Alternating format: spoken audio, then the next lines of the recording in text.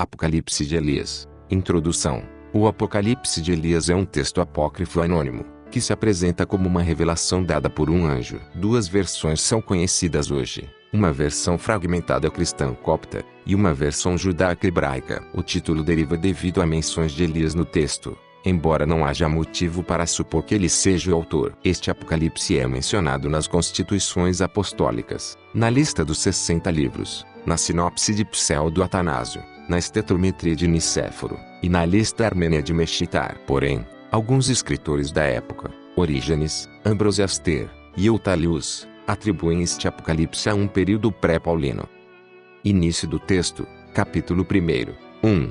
Palavras de exortação. A palavra do Senhor revelou-se em mim, filho do homem. Diz a esse povo: porque acumulais pecados sobre pecado, porque entristeceis a Deus, o Senhor, que vos criou. Não ameis este planeta nem as coisas que nele existem, porque as bênçãos do mundo pertencem ao maligno, e dele também é a sua dissolução.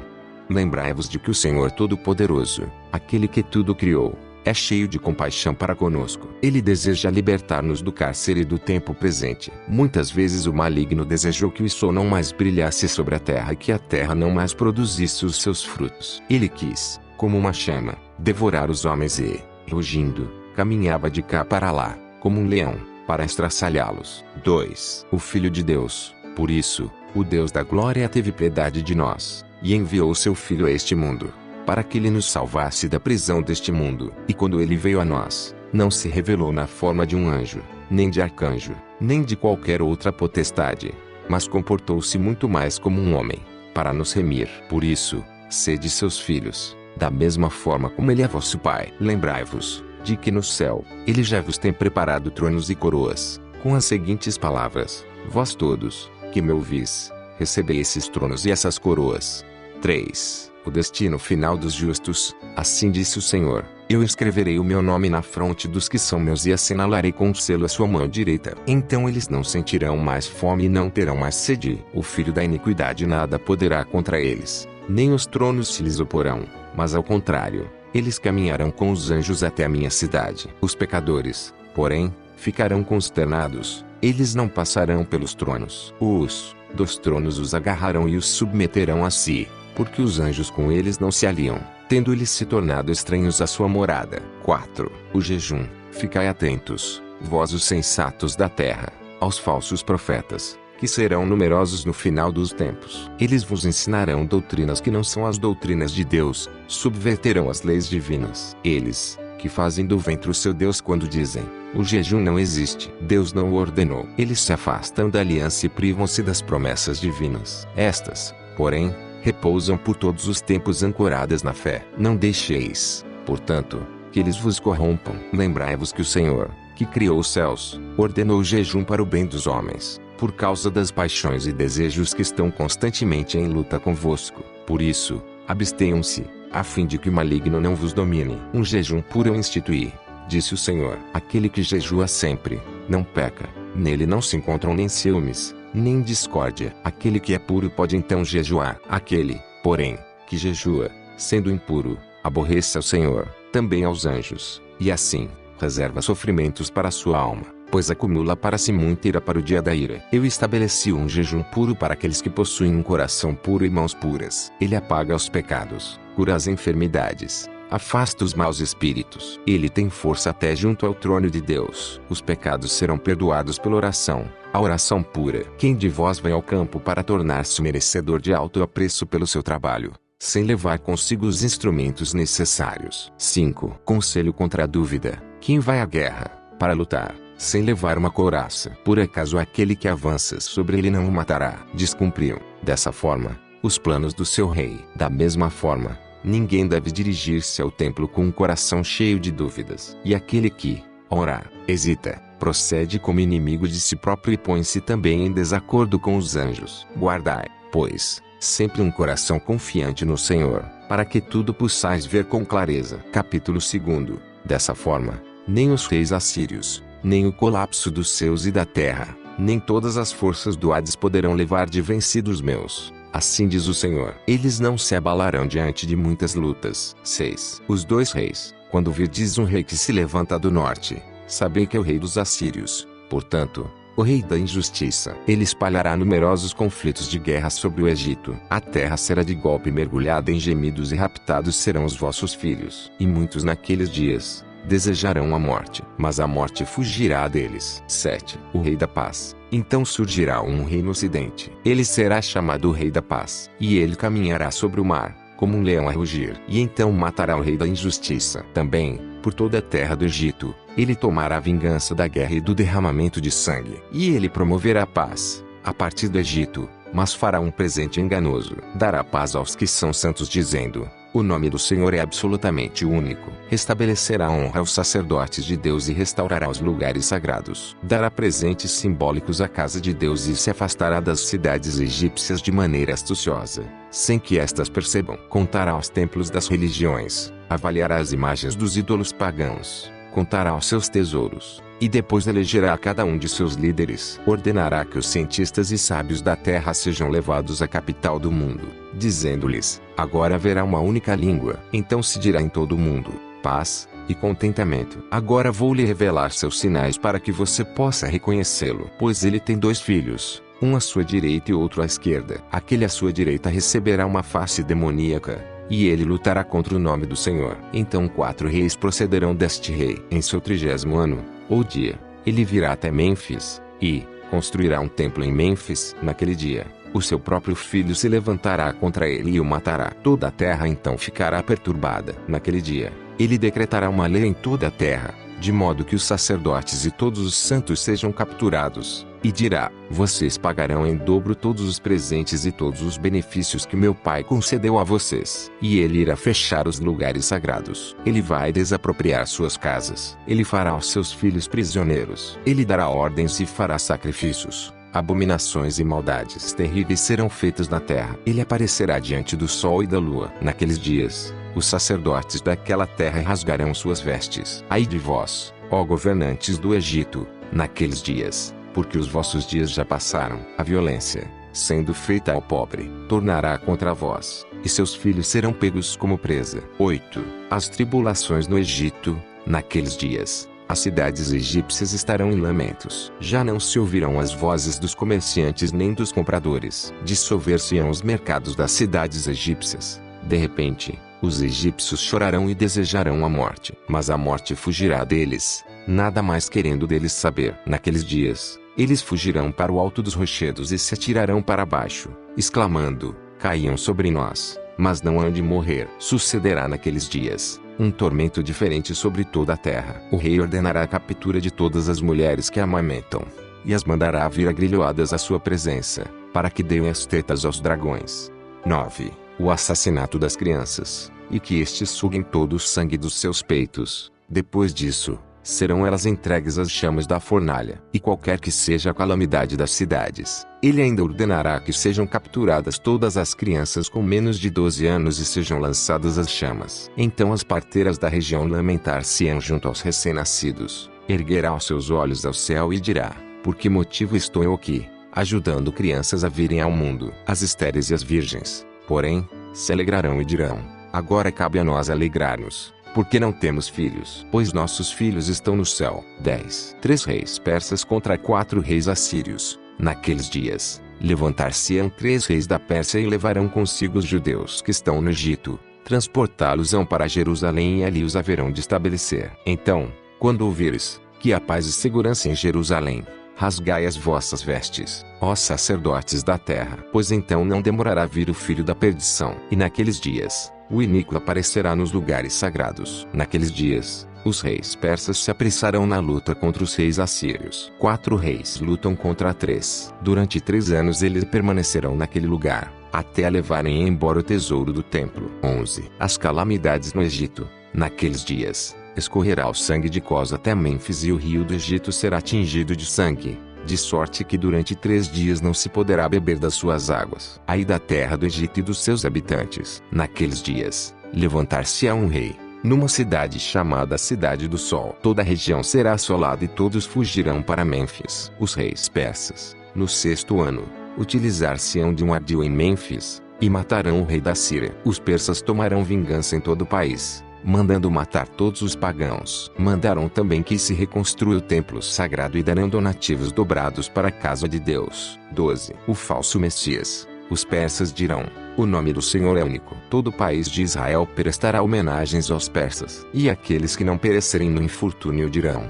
o Senhor nos enviou um grande rei, para que o país não se torne um deserto. Durante 3 anos e 6 meses, o rei deixará de receber tributos. Todo o país de Israel encher-se-á de muitos bens e prosperidade. Então os vivos dirigir-se-ão aos mortos, dizendo: levantai-vos e permanecei conosco nesta tranquilidade. Capítulo 3. No 4º ano do reinado daquele rei, manifestar-se-á o filho da iniquidade, e ele dirá: eu sou o Cristo, conquanto não seja, não acrediteis nele. 13. O ungido. Quando o ungido vier, ele o fará numa forma semelhante a uma pomba. Ele virá cercado de uma coroa de pombas e flutuará nas nuvens do céu, precedido do sinal da cruz. Todo o mundo presenciará esse espetáculo, desde o nascer do sol até o seu ocaso. Assim ele virá e todos os seus anjos estarão com ele. 14. O anticristo, o filho da iniquidade, vai procurar manter-se firme nos lugares sagrados. Ele dirá ao sol: cai, e ele cairá. Depois dirá: brilha, e ele brilhará. Dirá: escureça, e ele escurecerá. Ele dirá à lua: fica da cor do sangue, e ela obedecerá. Ele caminhará sobre o mar e sobre os rios como se for em terra firme. Ele fará os coxos andarem e os mudos falarem. Fará os cegos verem e purificará os leprosos. Curará os doentes e expulsará os maus espíritos dos possessos. Diante de todos operará muitos sinais e prodígios. Ele realizará as obras que o ungido realizava.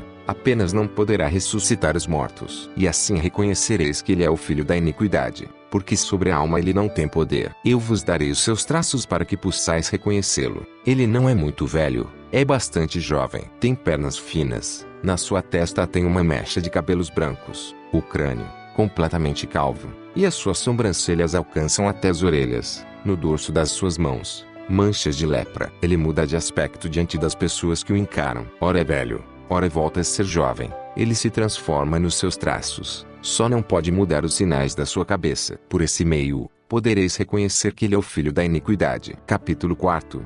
15. Ameaças contra o anticristo. A virgem Tabita ouvirá dizer que o descarado se mostrou nos lugares santos. Ela envolver-se-á num vestido de abisso e segui-lo à Judéia, maldizendo até Jerusalém. E dirá: descarado, filho da iniquidade, inimigo declarado de todos os santos. Então o descarado voltar-se-á cheio de ira contra a virgem e persegui-la até o ocidente. Chupará seu sangue ao cair da noite e o derramará sobre o templo. Mas este sangue será salvífico para o povo. Ao amanhecer, ela levantar-se-á viva e o maldirá com essas palavras: ó tu descarado, não tens poder sobre a minha alma nem sobre o meu corpo. Eu vivo perenemente no Senhor. Sobre o templo derramaste meu sangue. Ele serviu de salvação para o povo. 16. Enoque e Elias. Mas eis que Enoque e Elias ouviram que o descarado apareceu nos lugares santos. E então eles desceram dos céus para lutar contra ele e assim falarão: não tens nenhuma vergonha de insinuar-te junto aos santos? És para eles irredutivelmente um estranho. Tu te tornaste um inimigo dos habitantes do céu, inimigo também dos habitantes da terra. Foste inimigo dos tronos, foste inimigo dos anjos. És o tempo todo um estranho. Tu te precipitaste do céu como a estrela da manhã. Tu te transformaste na aparência do homem, mas a tua substância maligna depõe contra ti. Não tens nem um pouco de temor de apoderar-se da imagem de Deus, sendo tu um demônio. Ao ouvir isso, o descarado se enfurecerá e entrará em luta com eles, na praça da grande cidade. Durante 7 dias, mortos, eles jazerão 3 dias e meio na praça, à vista de todo o povo. Mas no 4º dia, eles se levantarão e voltarão a admoestá-lo. Ó grande descarado, filho da iniquidade, não tens o menor pejo de desencaminhar o povo de Deus. Tu que por ele nada sofreste, não sabes que nós vivemos no Senhor, para te contradizer sempre que disseres: eu os venci. Nós nos desvestiremos da carne corporal e haveremos de matar-te. Tu, porém, naquele dia, não conseguirás abrir a boca para falar, pois nós somos constantemente fortes no Senhor. Tu, porém, és inimigo de Deus para sempre. O descarado ouvirá isso e encher-se-á de rancor, e voltará a atacá-los. A cidade inteira estará presente e assistirá. Mas eles, naqueles dias, proferirão exclamações de júbilo ao céu e resplandecerão, sob as vistas de todo o povo e de todo o mundo. E o filho da iniquidade não conseguirá eliminá-los. Ele se enfurecerá com o país e procurará infligir danos ao povo. 17. Os sofrimentos dos justos. E assim, Perseguirá todos os santos que, juntamente com os sacerdotes do país, serão acorrentados e arrastados para longe. Ele os matará e os destruirá. E seus olhos serão perfurados com pontas de ferro, o couro das suas cabeças será arrancado e arrancadas serão as suas unhas, uma a uma. Derramará nos seus narizes substâncias cáusticas e ácidos. Aqueles, porém, que não se sujeitarem a suportar as torturas do rei, fugirão com o seu ouro, para a beira dos rios, e dirão: transportai-nos para o deserto. Então nos desertos, como que entorpecidos, eles cairão e adormecerão. 18. A ressurreição dos justos. O Senhor acolherá junto de si seus espíritos e suas almas, e suas carnes se converterão em pedras e nenhum animal os devorará, até o último dia da prestação final das contas. Eles haverão de ressuscitar e encontrar um lugar de repouso, mas não no reino de Cristo, como aqueles que suportarem até o fim. Sobre estes dirá o Senhor: eu os farei sentarem-se à minha direita. Eles serão agraciados antes dos outros. Eles vencerão o filho da iniquidade, presenciarão a dissolução dos céus e da terra e receberão os tronos e as coroas, com grande esplendor. 19. A batalha contra o anticristo. Naqueles dias, serão escolhidos 60 justos, armar-se-ão da couraça de Deus e se apressarão a ir para Jerusalém, a fim de lutar contra o descarado, dizendo: tu praticaste todas as grandes obras que um dia foram realizadas pelos profetas. Mas os mortos tu não pudeste ressuscitar, porquanto sobre as almas não tens poder algum. Por isso é que reconhecemos em ti o filho da iniquidade. O descarado ouvirá isso, encher-se-á de furor e ordenará que se ateie o fogo aos altares, e que os justos sejam manietados e lançados sobre eles, para que ardam. Capítulo 5. Naquele dia, o coração de muitos se revoltará contra ele. Acudirão à sua presença, exclamando: este não é o ungido, pois o ungido não mata os justos e não persegue os amantes da verdade. Não procure ele muito mais convencê-los com sinais e obras prodigiosas. Naquele dia, o ungido terá compaixão dos seus, e dos seus enviará os seus anjos. Estes serão em número de 64.000, e cada um deles terá 6 asas.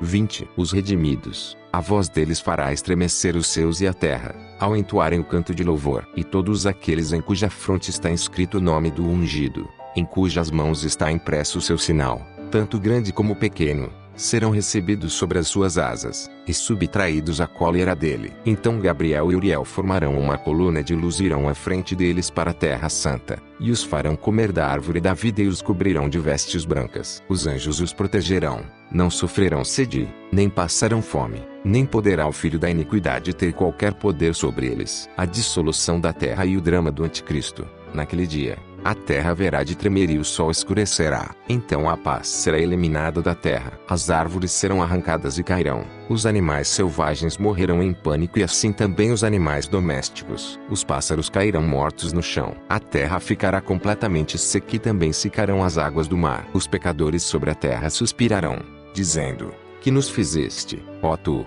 filho da iniquidade? Tu que dizias: eu sou ungido, quando na verdade és filho da iniquidade. A ti mesmo não podes salvar, quanto menos a nós. Na nossa presença operaste milagres falsos, a ponto de ter nos convencido e haver nos afastado do verdadeiro ungido, que nos criou. Ai de nós, que te seguimos. Ficaremos agora mergulhados na indigência e na fome. Onde está agora a presença de um justo, a quem possamos recorrer? Onde está quem nos instrui, para que possamos invocá-lo? Agora seremos esmagados pela ira, pois acreditamos no desobediente contra Deus. Fomos nos lugares mais fundos do mar, mas não encontramos água. Cavamos o leito dos rios até 16 côvados, igualmente não encontramos água. Diante disso, o descarado, naquele dia, cairá em gemidos dizendo: ai de mim, que o meu tempo esgotou-se. Eu dizia que o meu tempo não haveria de passar. Agora os meus anos passaram a ser meses e os meus dias voam como grânulos fugidos de poeira. Agora encaminho-me,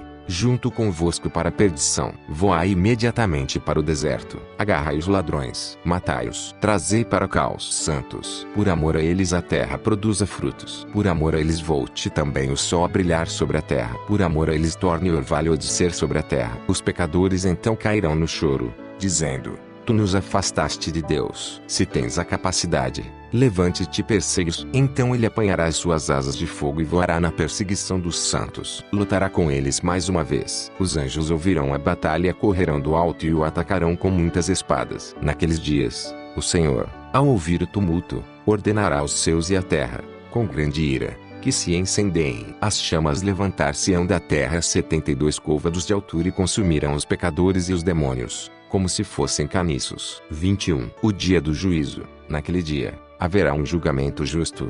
As montanhas e a terra responderão por si. Os maus dirão: ouviste hoje a voz de algum homem que não chegou ao julgamento do Filho de Deus? Os pecados de cada um comparecerão à sua presença, da forma e no lugar em que foram cometidos, tanto os pecados diurnos como os pecados noturnos. Entretanto, os justos observarão os ímpios que serão castigados, vendo-os reunidos aqueles que outrora os perseguiam, e aqueles outrora que os entregaram à morte. Os pecadores, por sua vez, ficarão olhando os lugares reservados aos justos, onde lhes será concedida a recompensa. Naquele dia, será concedido aos justos aquilo que tantos suplicaram. 22. O fim do anticristo. Naquele dia, o Senhor julgará os céus e a terra, julgará aqueles que transgrediram nos céus e na terra, julgará também os pastores do povo e os interrogará sobre o rebanho. Este ser-lhe-á entregue sem qualquer dano. E então descerão Enoque e Elias, desvestir-se-ão da carne do mundo e cobrir-se-ão das vestes do Espírito. E então eles perseguirão o filho da iniquidade e o matarão,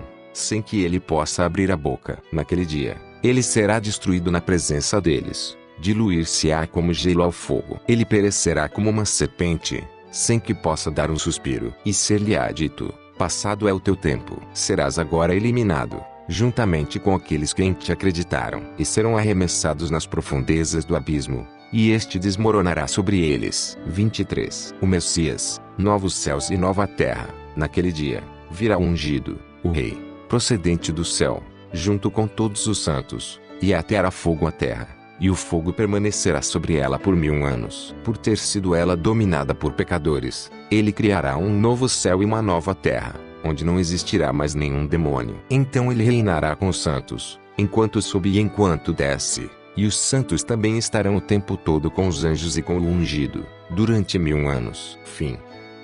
Comentário do editor. Como de costume, deixamos no final, para a meditação, um trecho do texto gnóstico, Retorno ao Eu Eterno, que diz: mesmo aqueles que possuem certa percepção espiritual, não entendem que precisam encontrar a verdade enquanto ainda estão vivos, pois depois que o corpo morrer, eles estarão nas mãos das autoridades. Terão que passar por uma revisão, em seguida um julgamento, e serão jogados em outra carne para a servidão. Há sempre muita dor quando eles descobrem que desperdiçaram suas vidas. Mas cada vida nova é uma chance nova. Quando eles encontrarem a palavra doadora de vida, eles mudarão sua forma de viver, permanecendo com o conhecimento e a sabedoria em seus corações até a hora chegar. E fazendo isso, eles passarão pelos portões de todas as autoridades sem medo. E eles se despirão do fardo da escuridão, que é o corpo, e serão batizados 3 vezes. Eles serão recebidos por aqueles que entregam as vestimentas eternas, a luz perfeita do Espírito, porque eles não são estranhos a eles. E eles se dirigirão para o lugar mais alto, já que se tornaram dignos das glórias indescritíveis, pois eles rejeitaram o mundo e os poderes para serem livres da escravidão do esquecimento. E eles habitarão lá para sempre, com os grandiosos, os imortais, na luz do Pai Eterno. E eles aprenderão da sabedoria imperecível perfeita, e eles viverão e nunca mais morrerão. Quem tiver ouvidos para ouvir, que ouça. Ficamos por aqui. Se inscrevam no canal e acompanhem nossos outros audiobooks. Até a próxima.